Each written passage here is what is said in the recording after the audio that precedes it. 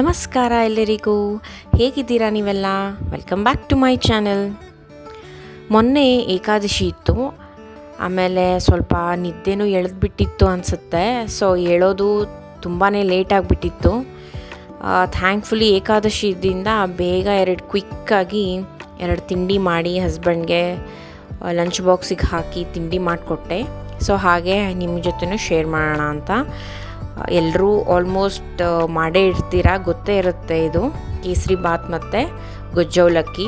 So ತುಪ್ಪದಲ್ಲಿ ಚರೋಟಿ ರವೆನ ಚೆನ್ನಾಗಿ ತುಪ್ಪ ಹಿರ್ಕೊಳ್ಳೋವರೆಗೂ ಹುರ್ಕೋಬೇಕು. 2-3 ಇಂಗ್ರೀಡಿಯೆಂಟಿಂದ ಮಾಡೋಂಥ ಈ ತಿಂಡಿ ತುಂಬಾ ಸುಲಭ ಮತ್ತು ರುಚಿಕರ. ಹಾಗೆ ಇಲ್ಲಿ ನಾನು ಒಂದು ಪಾತ್ರೆಗೆ ಸಕ್ಕರೆ ಪಾಕನ ಮಾಡ್ಕೋತಾ ಇದ್ದೀನಿ. ಸಕ್ಕರೆ ಪಾಕ ಅಂದರೆ ಒಂದೆಳೆ ಪಾಕ ಆ ಥರ ಏನೂ ಇಲ್ಲ, ಜಸ್ಟ್ ಸಕ್ಕರೆನ ನೀರಲ್ಲಿ ಕರಗಿಸಿದ್ರೆ ಬಿಸಿ ಮಾಡಿದ್ರೆ ಸಾಕು, ಆ ಥರ. ಸೊ ಇಲ್ಲಿ ನೋಡಿ, ಇದು ಹುರಿದಾಗಿದೆ, ಸಕ್ಕರೆ ನೀರೂ ರೆಡಿ ಇದೆ. ಸೊ ಈ ಥರ ತಿರುತ್ತಾ ನೀರನ್ನು ಹಾಕ್ಕೊಳ್ತಾ ಇದ್ದರೆ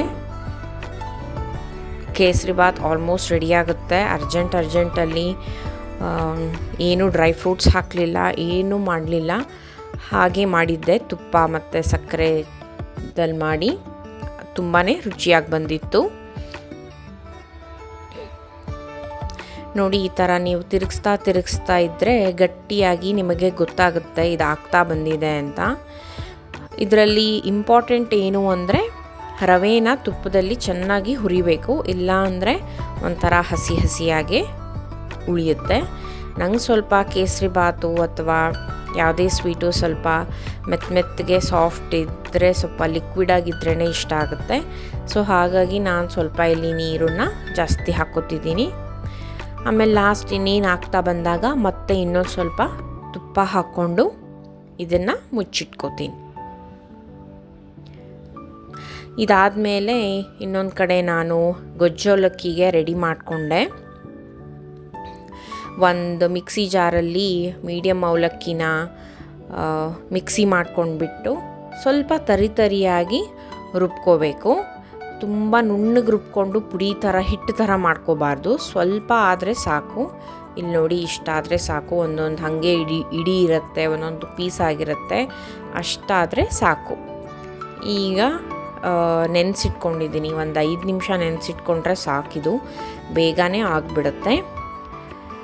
ಸಾಸಿವೆ, ಜೀರಿಗೆ, ಆಮೇಲೆ ಕರಿಬೇವು, ಹಸಿಮೆಣಸು ಎಲ್ಲ ಹಾಕ್ಕೊಂಡು ಒಗ್ಗರಣೆಯನ್ನು ಮಾಡಿಕೊಂಡು, ನಾನಿಲ್ಲಿ ಹೆಚ್ಚಾಗಿ ಸ್ಟೋರದ್ದೇ ಪುಳಿಯೋಗರೆ ಪೌಡರ್ನ ಬಳಸ್ತೀನಿ. ನೀವು ಟೈಮ್ ಇದ್ದರೆ ಅಥವಾ ನೀವು ಅದೇ ರೂಢಿ ಇದ್ದರೆ ನೀವು ಪುಳಿಯೋಗರೆ ಗೊಜ್ಜನ್ನು ಮನೆಯಲ್ಲೇ ಮಾಡ್ಕೋಬೋದು.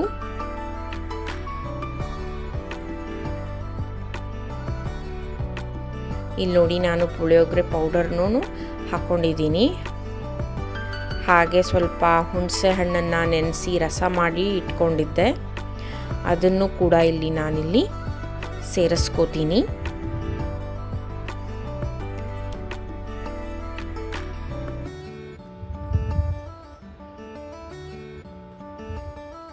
ನಾನಿವತ್ತು ಇಲ್ಲಿ ಬೆಲ್ಲ ಹಾಕ್ತಾ ಇಲ್ಲ.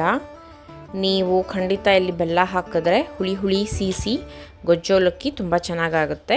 ಇಲ್ಲಿ ನೋಡಿ, ಇದು ಮೆತ್ತಗೆ ನೆಂದಿದೆ ಅವಲಕ್ಕಿ.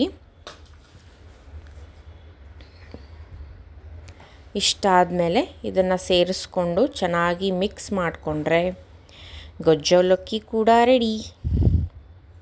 ಹೇಗನ್ನಿಸ್ತು? ಖಂಡಿತ ನೀವು ಮಾಡೇ ಇರ್ತೀರಾ. ಈ ಥರ ಮಾಡಿಲ್ಲ ಅಂದರೆ ನನ್ನ ಸ್ಟೈಲಲ್ಲಿ ಒಂದು ಸತಿ ಮಾಡಿ ನೋಡಿ.